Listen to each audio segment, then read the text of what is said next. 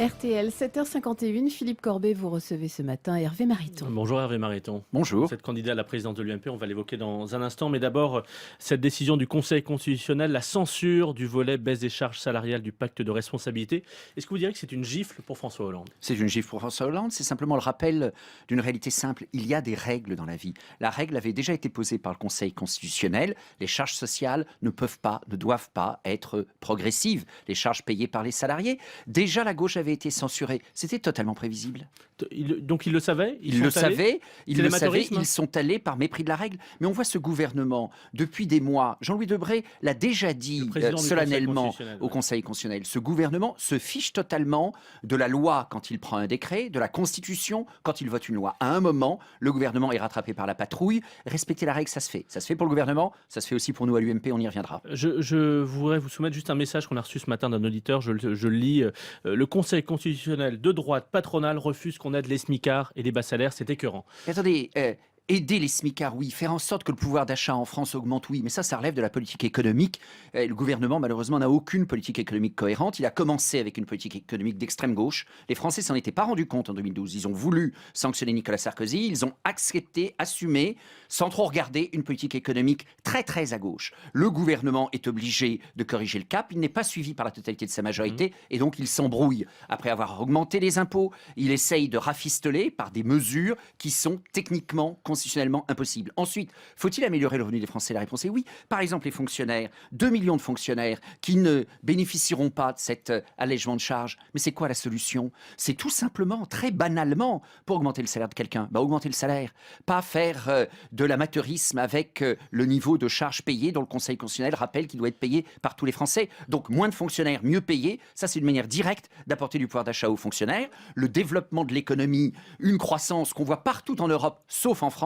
Ça, c'est une manière d'apporter du pouvoir d'achat aux salariés, pas le bricolage du gouvernement, bricolage sanctionné lourdement par le Conseil constitutionnel. Et comme le gouvernement promet de trouver une autre manière de donner du pouvoir d'achat aux bas salaires, comment est-ce qu'il peut s'y prendre pendant la loi de finances à l'automne? Puisqu'il ne peut pas jouer sur la CSG progressive, il ne peut pas jouer sur l'impôt sur le revenu, puisque beaucoup de ces bas salaires ne payent pas d'impôt sur le revenu. Comment est-ce qu'il peut faire?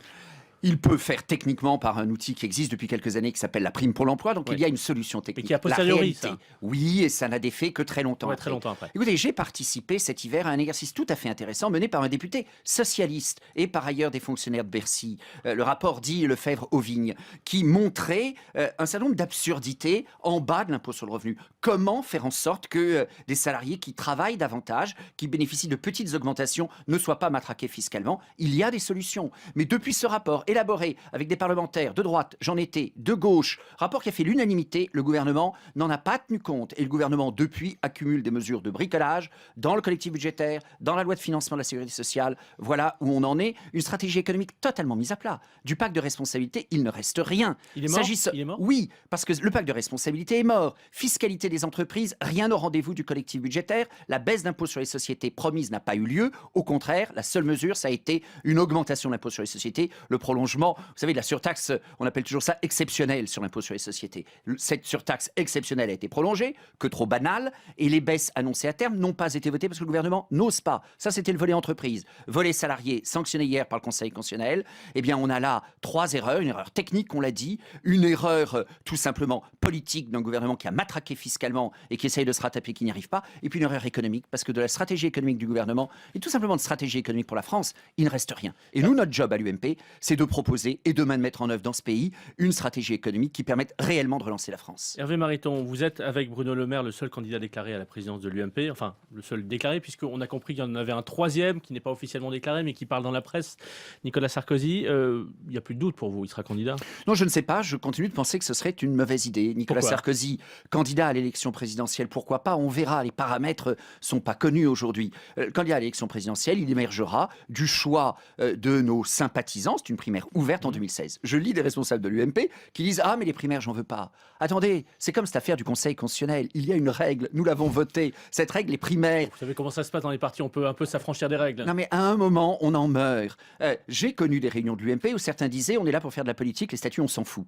Si on continue de dire ça, eh bien, dans quelques mois, l'UMP n'existera plus. L'UMP est en danger de mort aujourd'hui? L'UMP est en danger de mort si nous persistons à prendre à la légère les statuts, si nous persistons à prendre à la légère faire la nécessaire restructuration de notre maison.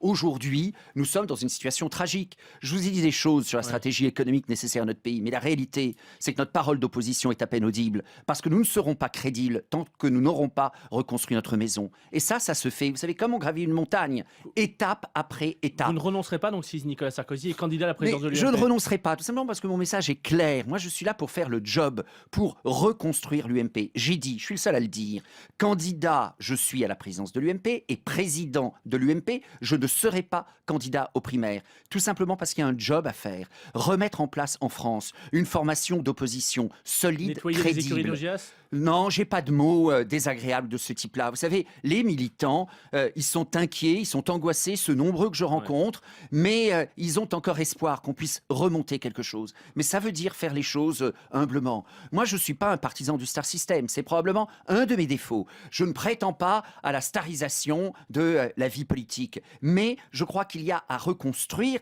Je le dis, je suis scientifique de formation.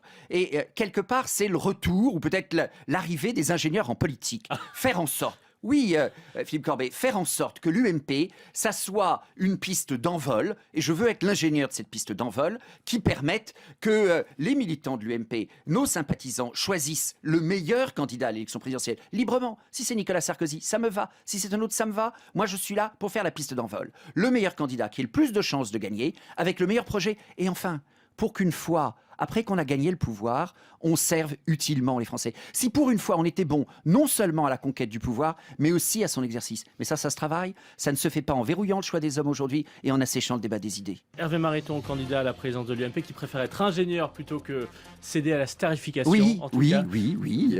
C'est l'heure d'une politique nouvelle. Très bien. Merci d'être venu sur RTL ce matin. Bonne journée. Merci.